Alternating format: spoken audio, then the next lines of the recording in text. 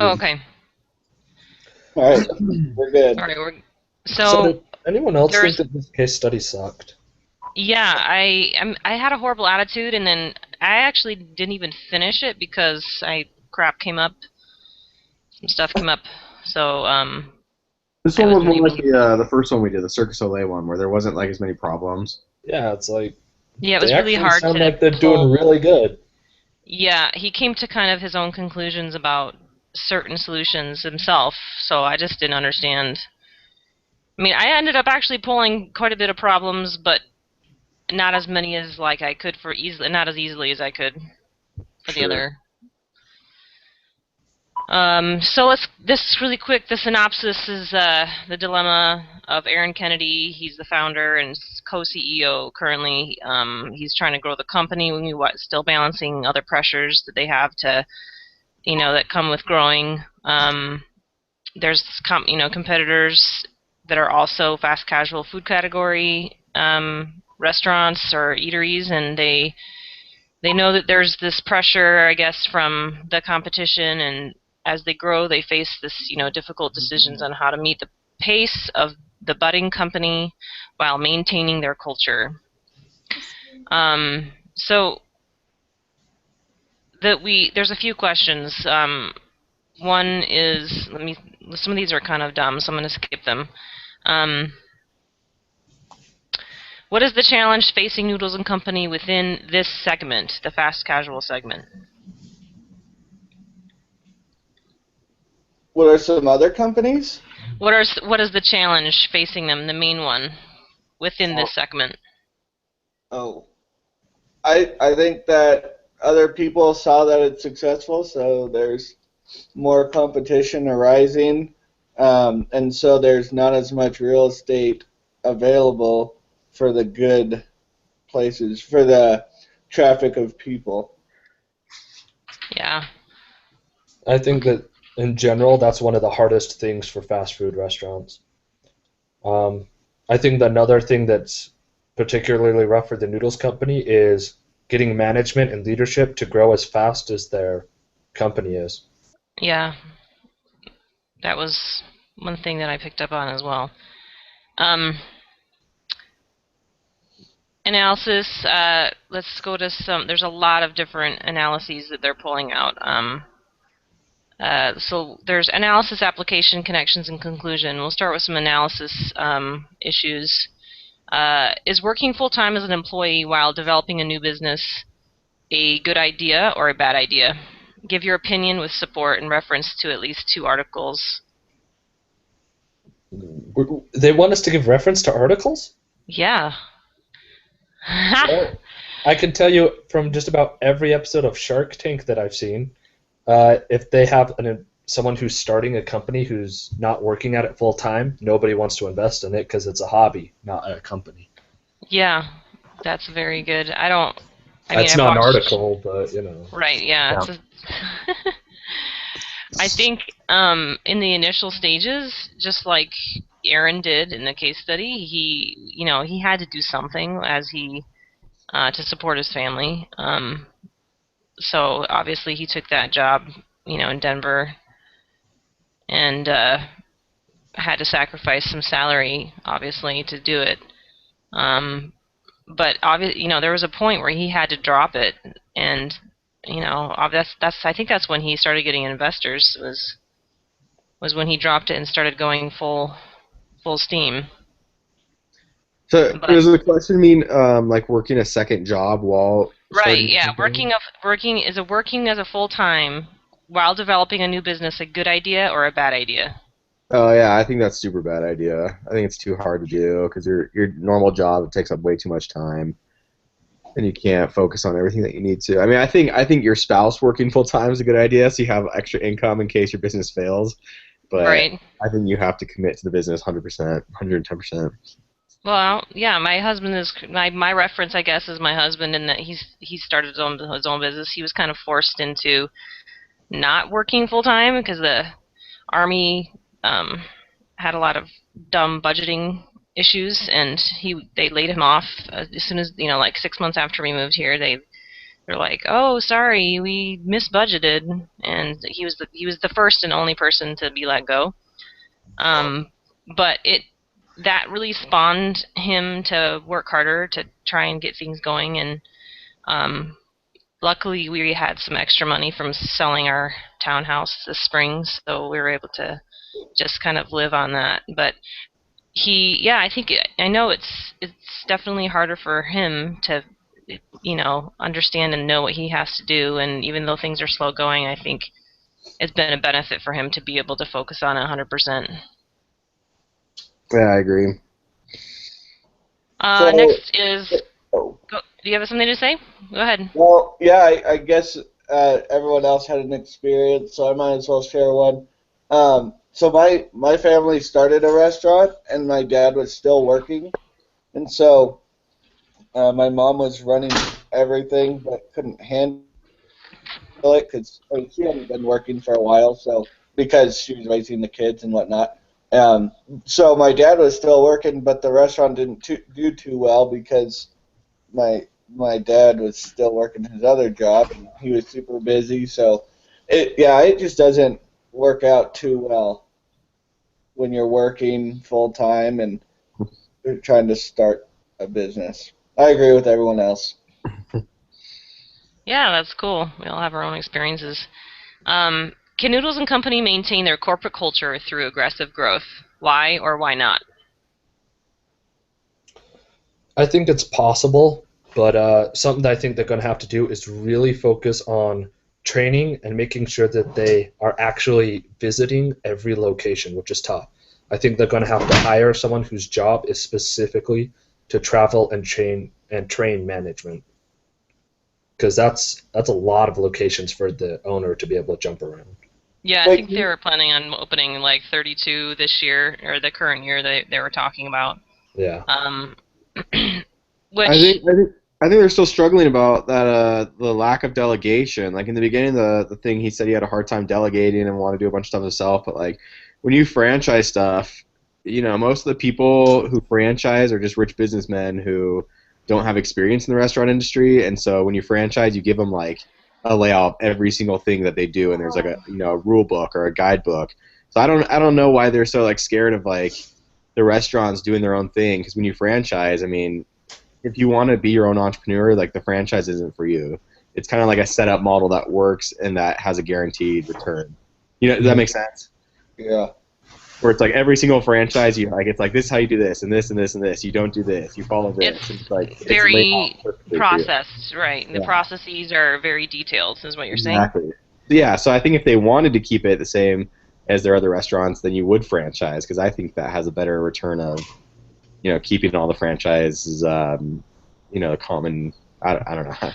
So I'm I, gonna I'm gonna I'm gonna argue with you here in that I agree with that.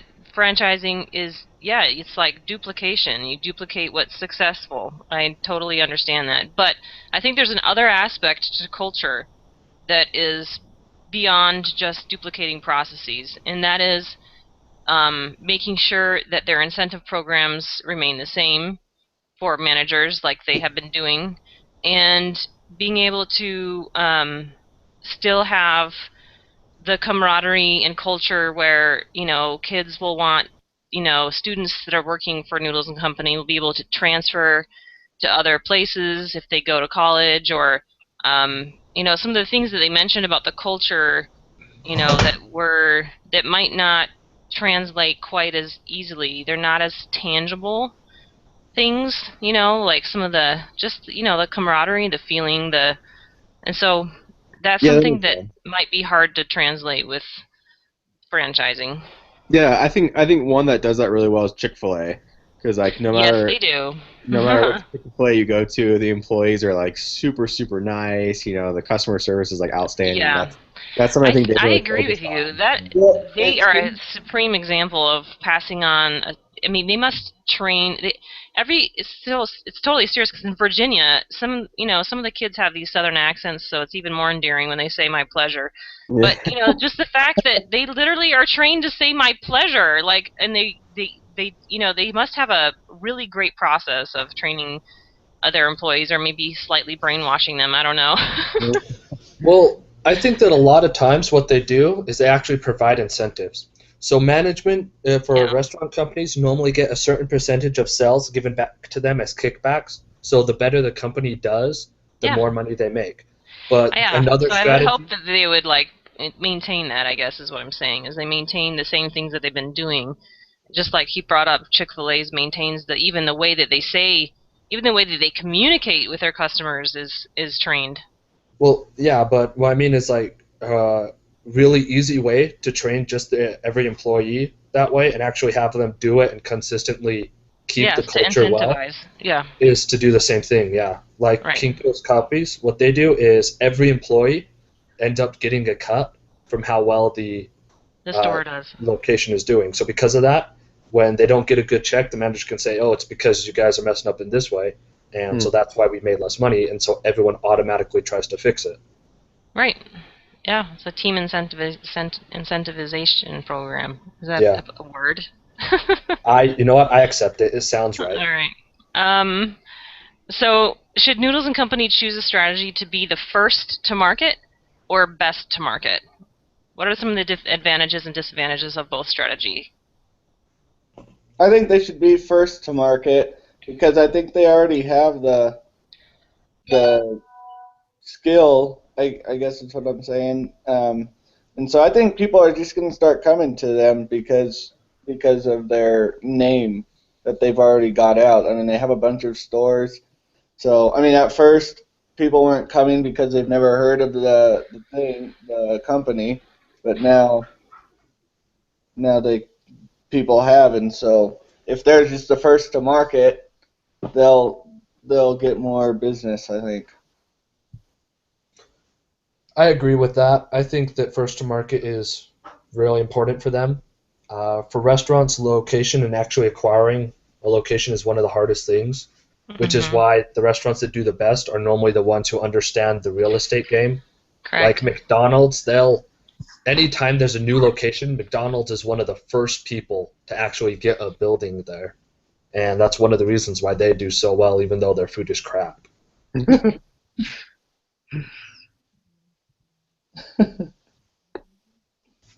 Yeah, I don't know. I think first to market's pretty important as well. And like I said, if they already have the model put out with good food and everything, then I think being first to market's more important because they will be one of the best as well. I al- I also think just because the Noodles Company is it's such a unique little transition between like a nice sit down and a fast food place that having being first there gives them a very unique niche that people will come from all walks of life, you know. It'll appeal to enough people that having it in there first would be more marketable for them. Have you guys been to Noodles and Company before? No. It's all right. I'm not a huge fan. I've been there I a few think I went there times. one time. Yeah. Personally, I felt I like didn't there think it was was not. anything special personally. Yeah. I Is say it that in again, Craig. Idaho or Utah? Oh, I just said that personally, like I didn't think it was anything special. Like I'd rather go to a different uh, I guess like high-end fast food like Cafe Rio or Chipotle or something like that. I would choose one of those over Noodles and Company. Well, I think Yep, anyone would. But I don't know. That's just me personally. I agree. Yeah, I honestly think even though he had probably an epiphany type of idea with the various dishes that can be offered, I think that he did him a disservice by calling it Noodles and Company because you kind of define yourself by the name, and people don't think of, oh, I could get a fresh salad there too, or I could get you just don't naturally think about that as I don't know. I think he should have named it something else personally.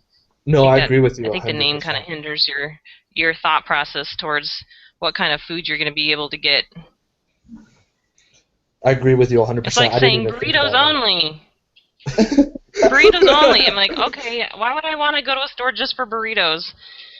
Like, unless it's if you just name it generally, he should have had a more general name to his company.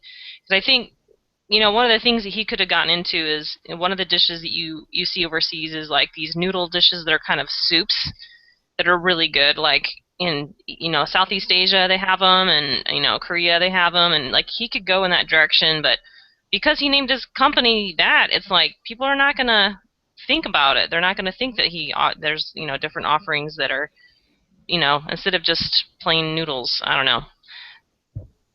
That's just my 2 cents about his name that he picked. All right. As far as early results, what was the result of their early openings? The first two restaurants. Oh, it sucked. Yeah, Yeah, it sounded like it was crap. it was. It did sound like it was substandard. Look, they had hot plate, like hot, like kind of like how the Chinese places do it. They had like these big bins of, people were like, ew. Hmm. Right. They had to change that. Yeah, there's a lot of things that they didn't do very well. They got poor feedback from the first two restaurants, which is actually surprising that it's come to be, grow so well. You know what I mean? Like, Yeah, I was obviously actually they really changed a lot of surprised. stuff. I was really surprised that it didn't go under because of how it was going. Like it was going really bad, and then they opened up another restaurant and that was going bad, and then they opened up another restaurant. I'm like, what are you doing? You're just digging yourself even deeper. I know, right? But it's weird because I went online to check how they were doing, and actually a lot of people are doing research on the Noodles and Company because of how well they're doing now. And I was like, are you serious? It's weird because, yeah, I was like, you guys are shooting yourself in the foot. Just take a shotgun to your knee. Yeah. Well, it speaks to his tenacity in seeing what was wrong, dealing with it, changing it to make it successful. So that kind of says a lot about Aaron Kennedy. Yeah, he definitely had a ton of experience to know how to make it run with different marketing programs and things like that. All right, well, what was their organizational structure and team culture? How did it impact their early results?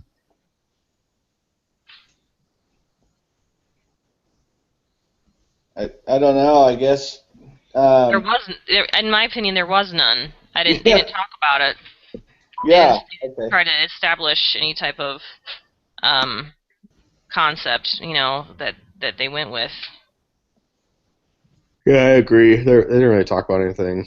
Like they didn't even have a set menu,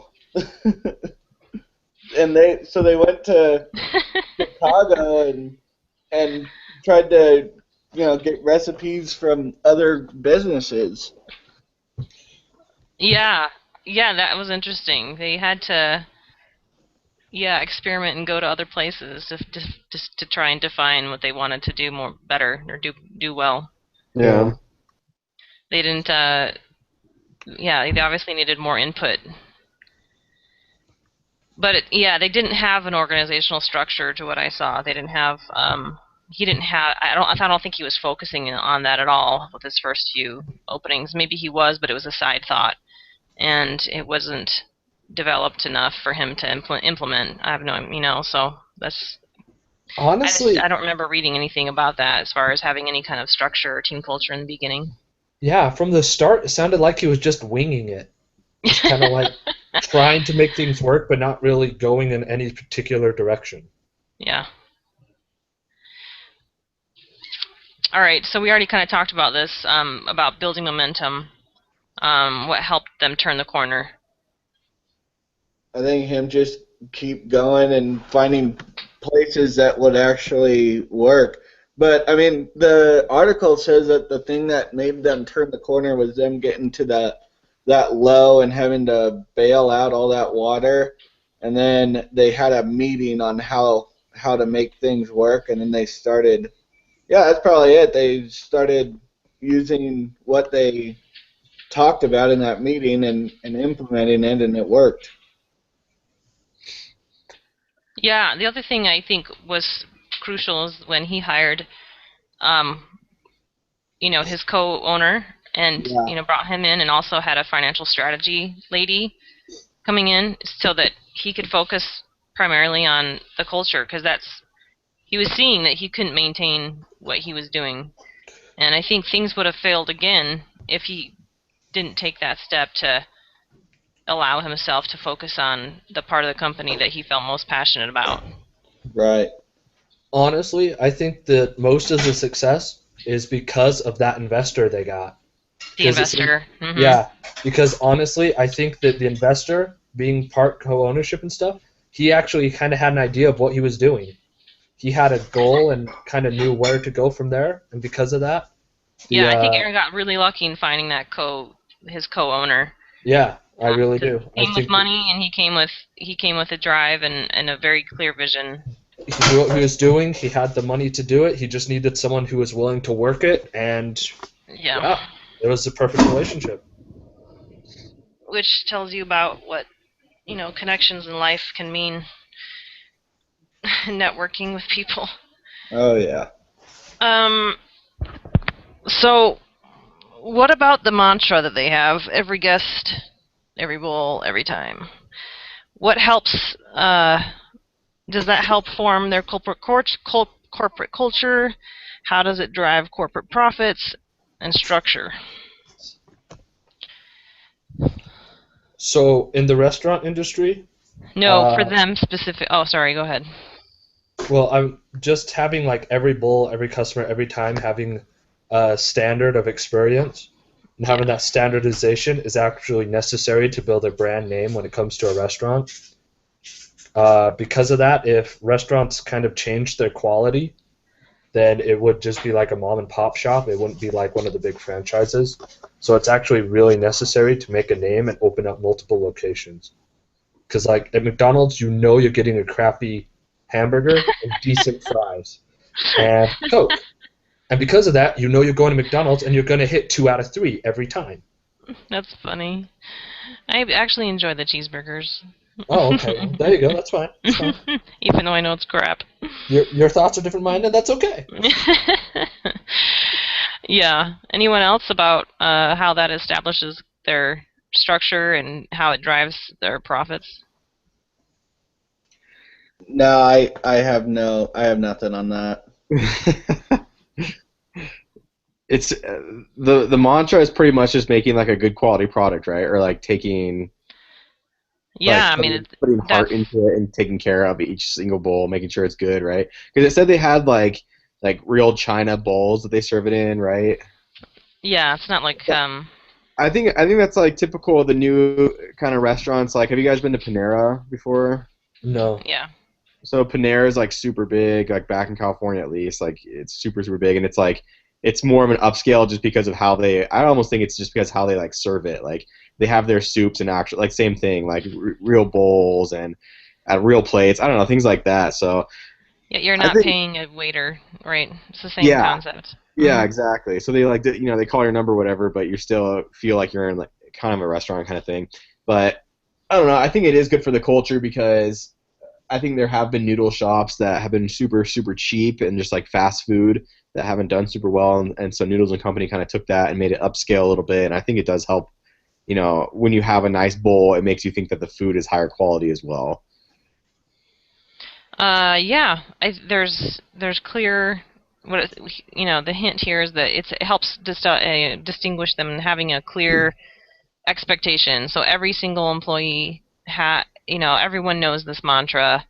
It's embedded in the whole culture of the company, and so that that in itself is creating a really clear idea and expectation for everyone to perform to that level. Well, I think the employees know right off the bat because remember they have to take like a quiz to be an employee, so that's probably all in that quiz. But I guess I haven't I think seen that the was more of a quiz. personality thing. It was a personality type quiz that they had their employees take to see what kind of natural strengths and stuff that they have. Oh. At least that's what I remember. I thought it was a customer service, but I don't know. I I really thought it was don't. more of a gauge for managers. Who knows? I'd have to go back and read that exact. Okay. So they also want us to talk about what the current teaming model is. Um.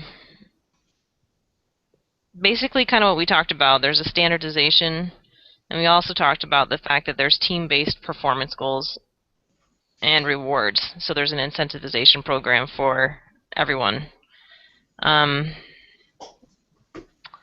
Growth strategy for the future. So this is kind of where it gets more interesting. How do they plan to expand? Well, that's the question of the whole case. Like, Yeah. they don't know how they're going to expand. I mean, is it asking like what we think or what? Um. Well, they said. I guess is where in the world did they say they were going to expand? Does anybody remember? They could go worldwide with what they have, Well, and I think that ultimately that's their goal.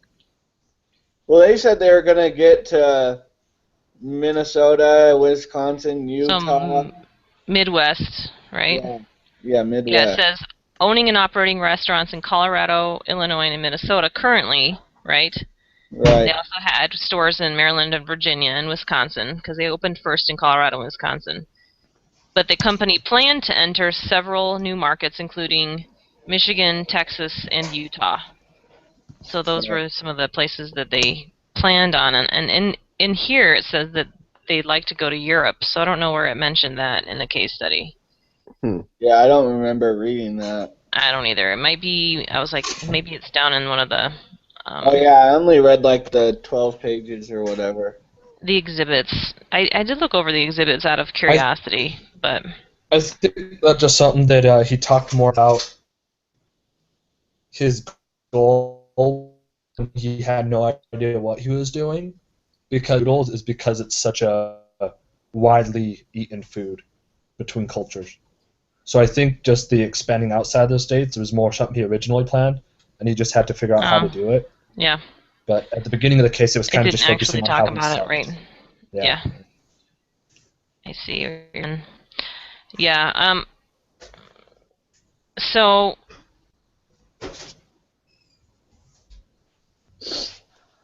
what challenges do they face? Which we kind of talked about.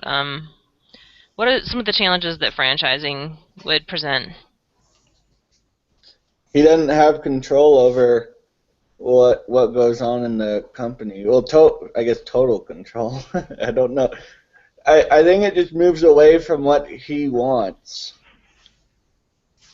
Yeah, I agree. I think that he's going to have a harder time with, especially when he talks about how when they open in a new market, they send employees from a store like over to that new store to train everyone. Mm-hmm. They send like the best employees over there, and it's going to obviously cost a lot more if they're going, especially into a market that might be further away. But like Texas, there's nothing around Texas, so he'd have to fly like a whole team of people down to Texas just to train them. Or the further out they grow, that becomes more costly. There's a lot of things that make it harder to do the same way that he's been doing it. Yeah. Yeah, I think it allows them to grow a lot faster, like roll out a lot of restaurants, and like I said, it won't like they don't have to pay for all the restaurants up front because when you franchise, you have to pay for most of the stuff, and then every year there's a franchise fee, and then it's usually 5% of revenue as well. But there have been like a ton of restaurants that don't franchise that have been done super well, like Chipotle. I thought, I mean, they don't even franchise, but they have restaurants all over the place, and they do super super well. And I think that's why they can keep it such high quality because they're in total control. I mean, they're public, but they have I was gonna say, aren't they publicly traded? yeah, but I mean, they own like they're publicly traded, but they still don't franchise, if that makes sense. Yeah, no, that makes sense. It works differently.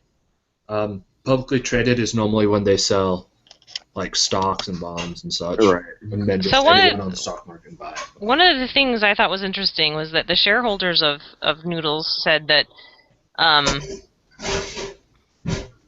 they thought, it's going to be difficult to open an ever-increasing number of stores year after year in the face of increasing demand for suitable real estate and capital. So we know that, right? We know that it's going to be a huge competition to find, actual good real estate, and obviously the demand for capital. But they also said that their first priority is cash-on-cash returns Mm-hmm. and same-store sales growth. And one thing that when you look at the kind of the numbers of the case, it seemed like there's a lot of improvement to be made. They were not at the point where they wanted to be for same-store sales growth. So I just kind of thought maybe they should kind of push pause and really refine the processes first, because it seems like they hadn't done that yet. Like, for example, the distribution system was only about 70%, meaning they hadn't gotten to the point where they had their system down pat. Like they said they had like 50 proprietary products that go into the dishes because they're so different, Mm-hmm. different varieties, and they had to get tons of different ingredients into the stores, so that their delivery system was not as efficient as they wanted it to be yet. It was not up to the level that they would help reduce costs for the existing stores they already had. So to be honest, my recommendation was that they kind of hold off, because they hadn't developed a system that was, again, that's not 100% yet. And they're not even, they have to take consideration that their shareholders are their priorities as well, not just a priority of growth, but a priority of making sure that the stores they already have are continually being challenged and doing the best figures that they can get out of that store. Yeah, that's interesting. I didn't think about that.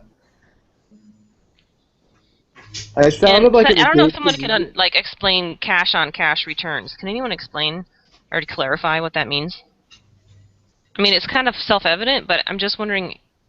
They're talking about what they invest, like coming back. Is that what I'm supposed to understand from that? Yeah, isn't it like Is it a certain financing term that I'm clueless about? yeah, Brendan, isn't it like the period, like a accounting cycle, like the time it takes for cash to be converted into cash? Yeah. So Oh basically, yeah, okay, got basically it. think of it as a return on your investment. A return So on investment, right? Yeah. yeah, how long does it So take how long for that you to cash make takes your to money make, back? how long it takes for that cash to come back to you? Uh-huh. Yeah. In what form? Just as in because I'm wondering if is it cash on cash just as the company. They're looking at the company's ability to do that, right? Yeah. Well, yeah, in order Not for like as a dividend paid to them, or right? They're So just it's like looking at it. no, like Okay. inventory turnover, like how fast their inventory is out, so that they have cash again instead of inventory. Yeah, Right. it's just a so percentage. It's just how much you make divided by how much you invest. Well, it's more. I think it's more than that, isn't it? It's more about how fast that money is coming. well, Not yeah, just it's because kind of it's being like how fast the produced. money is making. So think of it like if you invested, let's say, $10,000 in the company, how long does it take the company working, buying all of its resources, paying off its Yeah. debt, and being able to keep money? From the money it gets to keep, how long does it take for you to make your $10,000 back and Right. then some? So it's their net income. Yeah.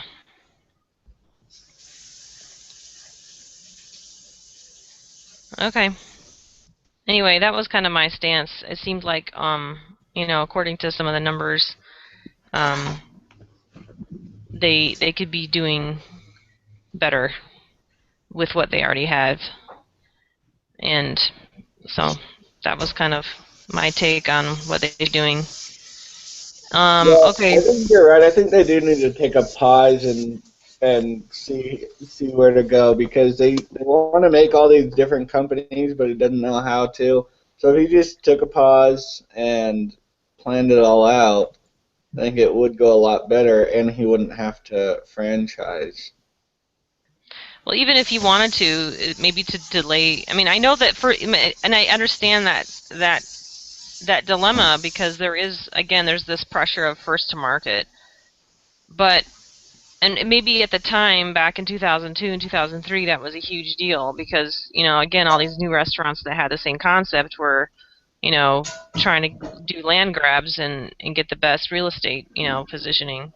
Yeah. So I understand that pressure, and maybe that's a risk worth taking is not having your distribution processes at 100%, but just kind of taking the risk in that is it a risk worth taking just to push out more stores based on the fact that you need to get the real estate grab, or do we need to slow down and maybe not be quite as aggressive, maybe I don't know, be more strategic as far as where we're opening and making sure that it's a state next door instead of a state that's like totally removed from anywhere else that has stores, so that it would, what I mean, like you can really refine your distribution processes Yeah.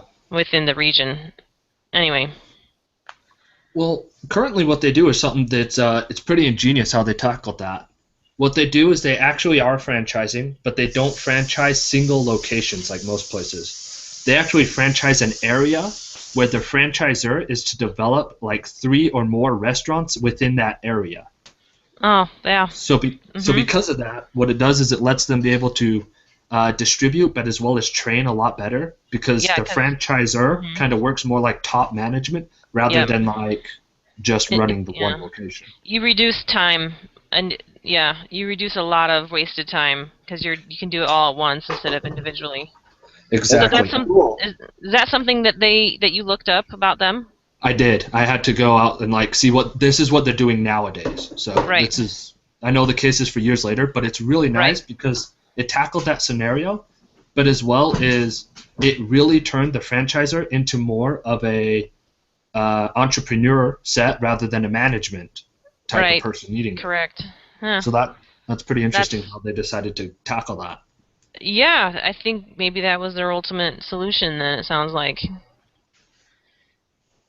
to franchising. Do you know if they did 50-50? Because you know how he's talking about let's do 50 of the new stores franchising and 50 let's keep it in house. No, I'm Do you not know? sure to be I was honest. just curious of like what the percentage was at this point of like if all the stores have been turned over or if they I can they see if I still. can find something real quick I was just it's up to you. because I'm not sure. Um,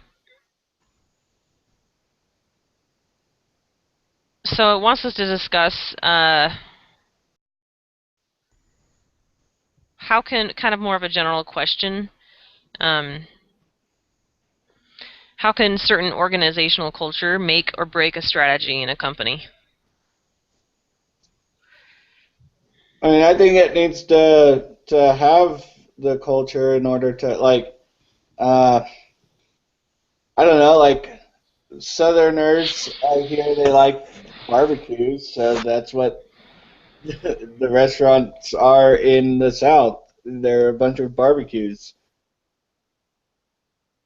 And put a noodle company in the South, I don't know how well. Is that So kind of what it's I think asking? no, it's talking about the organizational culture that kind of like the feeling that you have when you're in a company, the culture that's there, the whatever it be, the motto, the things that are kind of like influencing Oh, how the company, what kind of oh, strategies the company has. So they're talking about how culture can really like influence positively or negatively as far as the strategy of a company, a larger company. got it. Well, So yeah, I with mean, the culture has to be good for it to function. Yeah, it's kind of I think people are not going to care about as much trying to fulfill the strategy of a company if the culture is horrible. Right. Well, honestly, I think that Justin, you brought up something really important that like not everywhere is super into noodles. Because of that, I think that the company's culture needs to be the management has to be very close to the employees because the employees are normally the cashier is the one receiving all the complaints. The manager has to have a very open door policy so they can know how to thrive in that area. because noodles is such a niche thing, and because they're going to so many very different markets. If they don't have that open door policy and that culture, then there's no way that they're going to be able to market effectively in those areas. I know a few companies that they don't really, kind of like the management is almost non-questioned. Like if the management says it, it goes. And if they do that, there is no way they're going to be able to market in places like that because they won't hear what the people want to, the customers actually want. Yeah, I put that as one of my problems in the case analysis. Didn't it talk about how they didn't want to turn into like a typical franchise where they're replacing employees with machines and stuff like that? Did it say that anywhere? Yeah, I did. And so like I think some companies like McDonald's and the bigger franchises have become so like Automated. they have so much like what do they say, like freak, they're just like so invested in making it automated, and they're so invested in making it like as functional as possible that it doesn't matter who they hire at all. Like anyone can come in and know and learn how to do it within the first day. Like everything's on a timer, everything's this way. So I don't know. Like I think Noodles and Company doesn't want to do that. I think they do want to make it more of like the employees involved and having a really good culture. But I think for other companies it does work really well where like McDonald's just doesn't care. They can hire anyone that they want. They can come in and do really well. Justin, what did you say? You said as one of the problems that you picked out. Oh, yeah, what were we just talking about? That, what were we just talking about? People, not, or that, like the cultures. Oh, right. Okay. So, Yeah, you're talking about the geographical culture. yeah, geographical culture. Got it. Yeah. Sorry, Craig. Well, That was a good point. I didn't mean to cut you off. Oh no, you're good. yeah, going off of Craig's, I just saw something on McDonald's, on Facebook about McDonald's, like, having kiosks where you place your own order instead of having someone at a register. Like, I don't know if that's real or not, but It's real. I've used them. Yeah, It you is. just It click in what you totally want. takes out the cash register. I mean, you can use him, but you don't have to. I just used my card and everything right at the kiosk, so I didn't even have to talk to anyone. Just have them hand me a bag. Which I think that's kind of awesome, personally. Yeah, and Taco Bell's doing the mobile order now too. They're Uh-huh. trying to get everyone to do that. I think I just saw that on Chick-fil-A too. That you can they have these kiosks or the mobile order. You just click in what you want. Most restaurants are trying to move to the mobile order because they realize that most of their market is the faster you can get it to them, the more market you'll get. Yeah, it's like the kiosk they had at the table at Olive Garden the other night. How Oh, those you can things are just order. beautiful. Yeah, except I clicked on the games and it ended up charging Ooh. me, and it didn't tell me it was going to charge us. Yeah. I was like, that is very sneaky.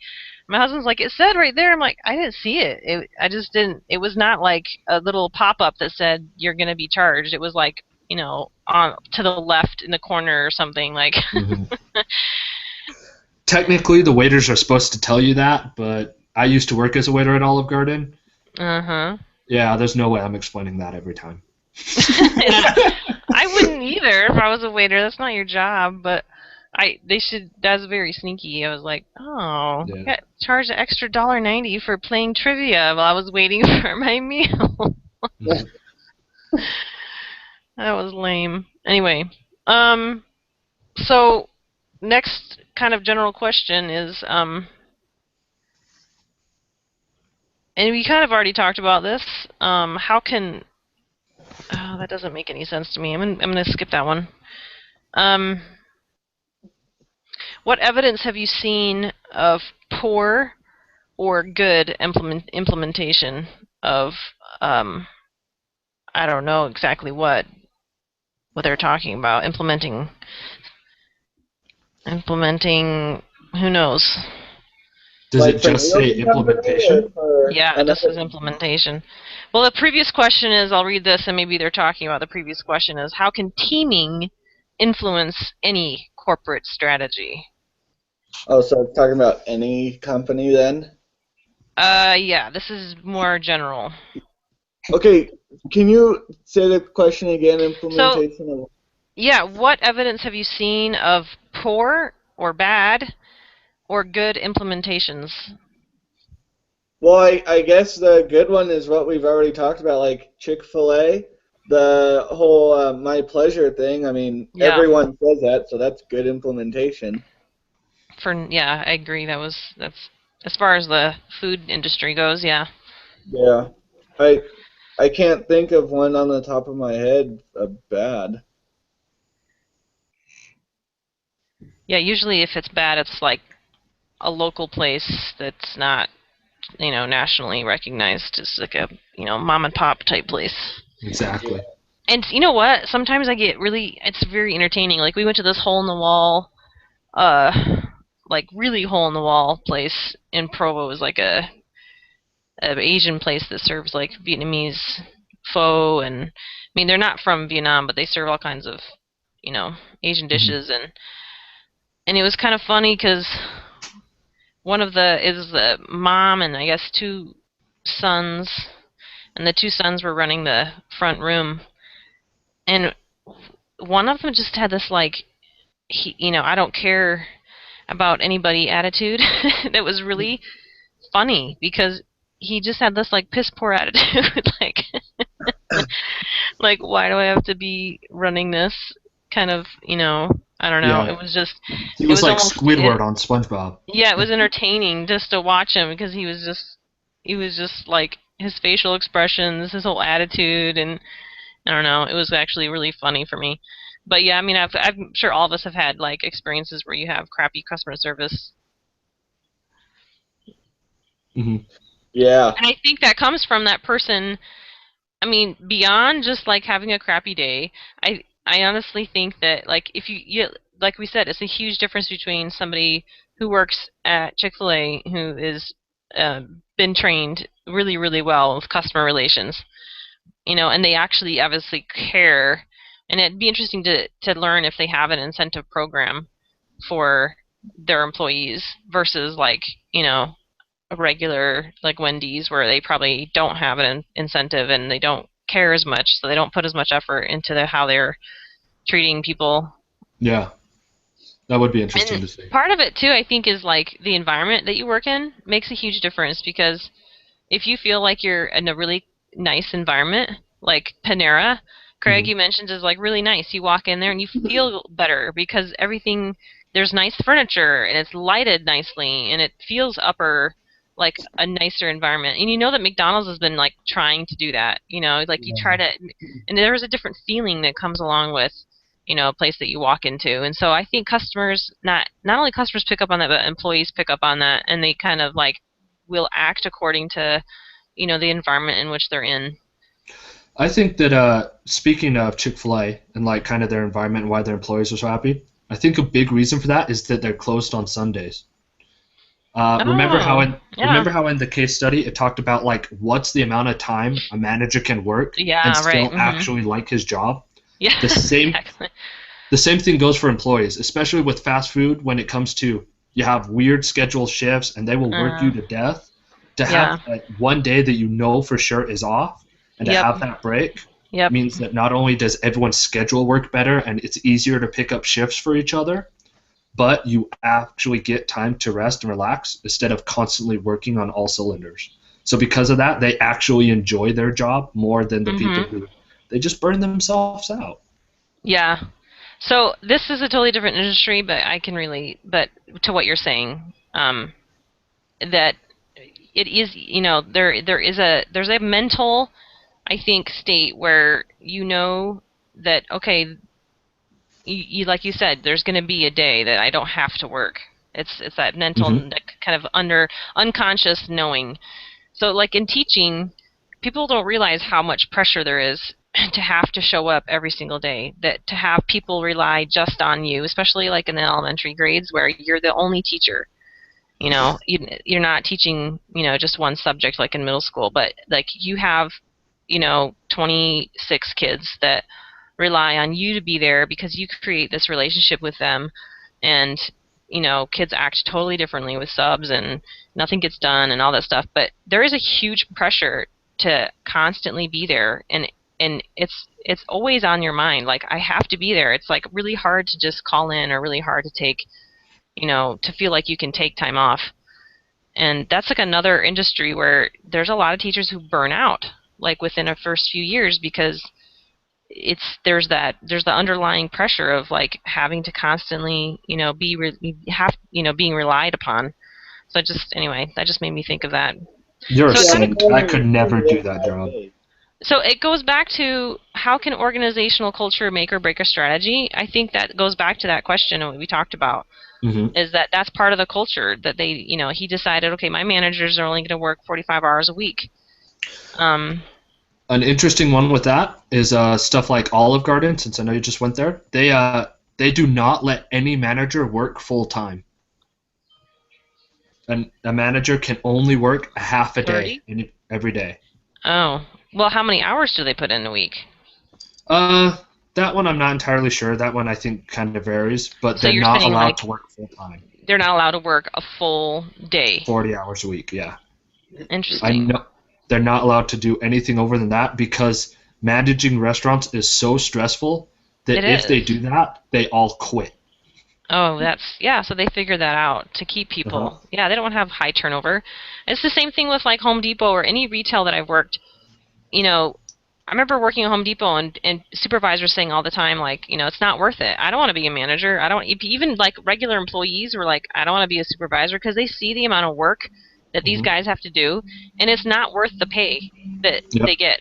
And it's like, that's a horrible culture that they've created, and seeing that why there's no incentive for good employees wanting to move up, because they see the amount of work and the amount of hours that they put in, and it's not worth the salary that they're getting. Mm-hmm. So yeah, I can totally relate to that. Like, I think my manager wants me to be a manager for summer sales this summer, but I'm like, no, because of all the work that goes into it, you don't get a whole lot extra pay. I mean, it is, you get better, but opportunity.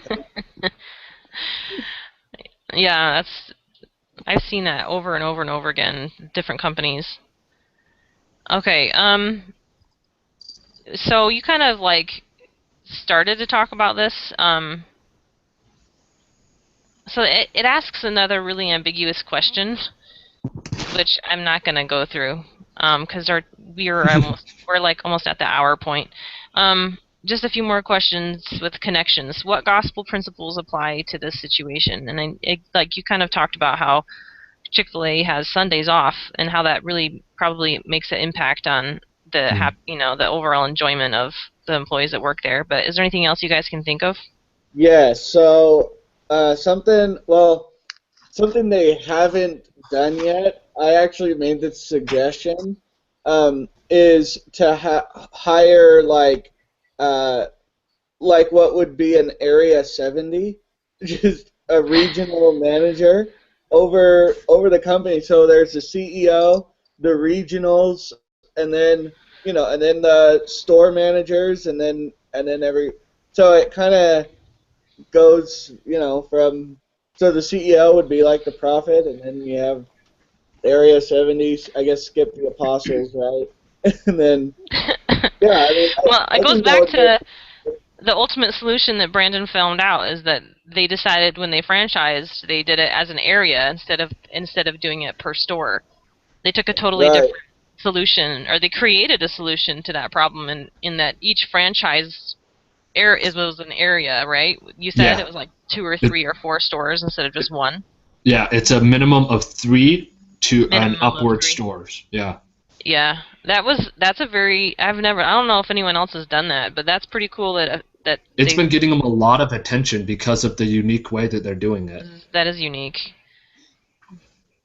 So, anyone else have any other gospel-related principles? I don't know if this one's pushing it or not, but when he started out and everything was going to crap, he asked for help. And I think that's a pretty big gospel principle, that we need to remember that we have a place where we can go and ask for help. Our Heavenly Father is there. And he is a heck of a good business partner. Yeah, I would agree. I know that my husband definitely does that all the time to just kind of like keep himself in check with what he's doing. But I also think like the moment when they were bailing water out of the basement, that was like a really defining moment where him and that co-partner decided to just really tackle the issues and problems that they saw, and instead of kind of skirting around the issue or not facing it full on or deciding it wasn't that big of a deal. I mean, they would have failed if they weren't completely honest with the problems that they were seeing. Mm-hmm. Yeah, I agree, but I don't have any gospel connections to this one. All right, next, are there any connections between this week's readings in the book and this case? Well, what was it, like accountability and results? Yeah, that was the main. I mean, they got their results. they were making a bunch of revenue and coming out on top with a profit. So, I mean, yeah, that's the last part in the triangle, right? The results, Yeah. Yeah. and then there's accountability, right? So who they they had to report to someone, which is another gospel principle going back to the last point. But yeah, I mean they all had to report to someone, and I think it's actually a good idea to have co-CEOs so that you still have to report to your partner. Mm-hmm. Yeah, that's a good point. I wouldn't have thought about that. But yeah, I didn't even think of that as being a strength. Yeah. Okay, so let's So go ahead and go. Yeah, with Brandon. things wrapping up, can I hijack the conversation for a little bit? Yeah. Next week is Thanksgiving. Oh yeah. Because of that, what do you guys say to switching our meeting time for next week, just for next week? Yes, Yeah. please. Well, do we still have assignments for next week? Unfortunately, I think we do. Yeah, but it's not a typical case study. I looked at Oh, it really? last night. Yeah, it's not. Um, really quick, if you go to it's more of a responses. So it's still reading an article. It's about the company Patagonia, which I actually have read already about a lot about them. It's kind of interesting. The guy who started it, but so instead of doing we're not doing a typical case study write up. Mm-hmm. Hallelujah. We're actually responding to questions, um, and then we're still doing but we are still doing a discussion. So Okay. it's not due till our discussion's not due till Saturday night. So um, Well, how about Wednesday before Thanksgiving? Would that work? Wednesday. Yeah, that would work for me. What about you guys? I could do that. What time Okay. on Wednesday? Same time. Sure, yeah, Yeah. same time. Let's do it the same time. Just do it Wednesday. So Alright. 9:30 Wednesday. Sounds good. All right. All right. Include. So Brandon, you already said that you went to some resources. It actually wanted us to do that anyway, and talk about and see what the path that they followed and whether we agree or not with the path that they took over the last 10 years. Well, there you go. And I didn't even have to read the thing. That was awesome. Yeah. I agree with what they did. That's a really smart idea. So I like it. That was really creative. Yeah, so I don't know if you looked into the strategies that they were considering. Um, Doing a strategic partner was one Mm-hmm. of the strategies that they talked about going forward with. oh, The other one yeah. was going public. That's a little bit harder to find on the internet because it's harder to find articles on what people were thinking about rather than what they did. Yeah, I think they wanted us to describe some of the pros and cons for each strategy that they could have taken financially. Yeah.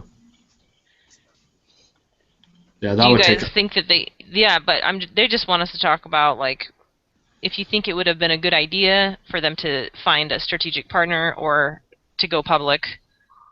I don't think it would have been good to go public, but to find a strategic partner, I think that would have been beneficial on the company's part because, I mean, yeah, I just think, yeah. Yeah, did you guys look at the chart where it showed a lot of the restaurants and the parent restaurant that like helped them out in the beginning? Mm-hmm. Like Yeah. most of them that had a parent like did super well. Like Chipotle, I didn't know that was owned by McDonald's. The majority Yeah. was owned by McDonald's in the beginning. It's like Chipotle is obviously taken off, and Wendy's had a bunch of Mhm. them, and other restaurants like that. So I mean, it's definitely people always want to do it themselves and maintain majority of the company. But I mean, if your company's worth $500 million and you only own 20% of it, it's not bad. So it's not bad to take on a strategic partner and give them majority of the company to make it a phenomenal success.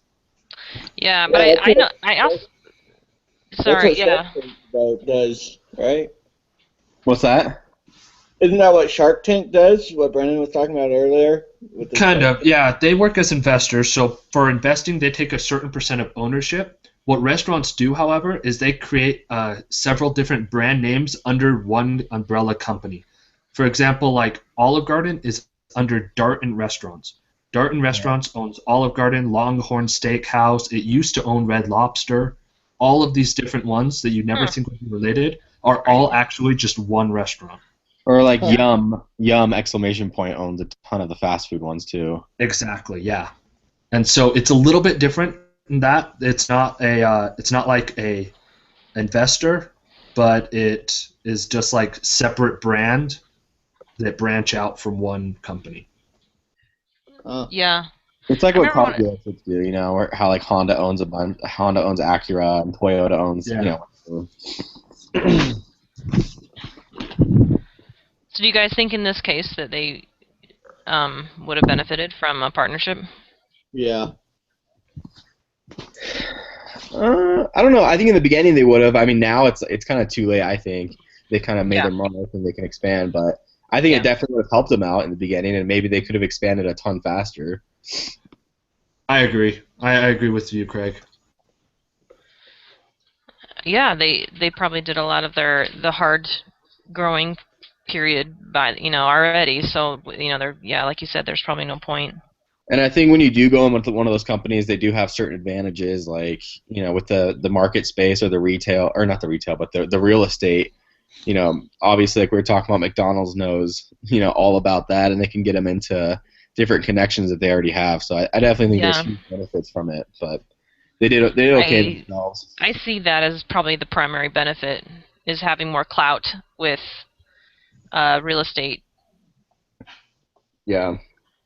It's interesting to note, though, that when you look at Exhibit 2, some of these companies are really not very well known anymore or not doing very well. Yeah.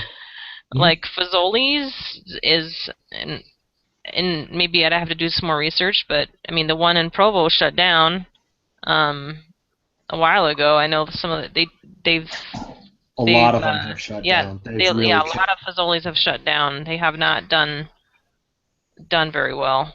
hmm Anyway, let's I've, move on I've never even to heard of them, so. Yeah, it's I think it was like McDonald's or something that bought them, and they just kind of stopped nurturing Fazoli's. yeah. I actually liked Fazoli's. I did too. Um, it was a affordable fast food Italian option. And they had good food. hmm When at least Yeah, when I used to go there a long time ago. Okay, let's wrap this up with one last conclusion, kind of summary of how Noodles and Company did as a business. Pick. Oh wait, hold on. apparently they did pretty good. Yeah. Yeah. All right, we already kind of talked about this, so let's. I guess we're done. If anyone else has any other comments or thoughts. No, I don't have any, but are we back around the cycle? So am I the group leader again next week? Yeah. Okay. All right. Awesome. All right, guys. Yep, it's been real. I'll send you the link, Sarah. Well, I guess I'll just send it in the group email thing. Yeah, that's fine. You can just do it. It doesn't matter. I don't think who submits it. So next week we're just going to be going over questions, the same questions I think that we're answering with the write-up that we're doing. Okay. Awesome. Oh, hold on, self-assessment. Well, this is a reading discussion. Actually, hold on. Case study responses. Maybe there's not a case study activity. Actually, I don't think there is. It says, prepare a well-thought-out professional response to the following questions. Proofread and edit your paper, save your work. Yeah, there's no case study activity. Awesome. Yeah. Happy Thanksgiving. Count your Happy blessings. Thanksgiving, seriously. You will study and prepare. However, you will not study a Harvard case study, nor will you meet with your group. Yeah. I'm glad I saw Awesome. that. Then happy Thanksgiving. I will see you guys Yeah, in we'll see about you 2 in 2 weeks weeks. then. Yeah, it Yep. looks like we have... Actually, I think we only have one more case study activity. Oh no, we do have 2 more. 2 more and we're done. Nice. Oh, hallelujah. After Thanksgiving. I meant, good job, everyone. Case studies. Yeah, did you see my post? I was like, I read I did. that. Oh, I did see that, and I'm like, no, it's not just you. This case study. I really was like, hey, it can't be just me that's thinking this is like the worst case study. It was like 21 pages of useless information. Yeah, I wish I could have just written that on my case study. Right. This is a useless case study. You could have summed have up to the respond. entire thing in 1 page. Yeah, they maybe 1.5 with some of the input with the data. Yeah. But yeah, it was a lot of totally useless. It was I just think whoever wrote it, whoever put it together, did not do a very good job. And that agree. person was Linda Sire. Well, Professor good job, Linda Sire. Linda.